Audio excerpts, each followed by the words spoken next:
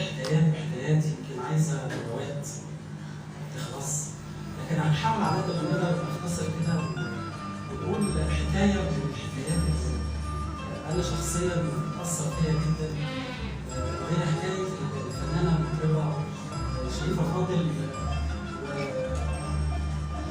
واستشهاد ابنها في حرب اكتوبر. هناك فنانه ما قدرتش ان هي تعيش مع احلامها بدون ما يكون في ناتج داعي، فكلمت شاعره نبيله قديم. مش عايز اقول حاجه ذكرى استشهاد ابني، فدخلت الشاعره نبيله قديم في الشهيد نفسه، فلمست كده حاجته في الاوضه وعاشت مع اوضه نفسها.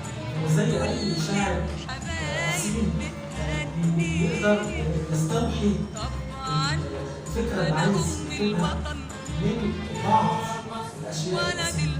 وطلعت لها اغنيه ابني حبيبي ونورعيني كل الحبايب هنوني طبعا لأمي بابا.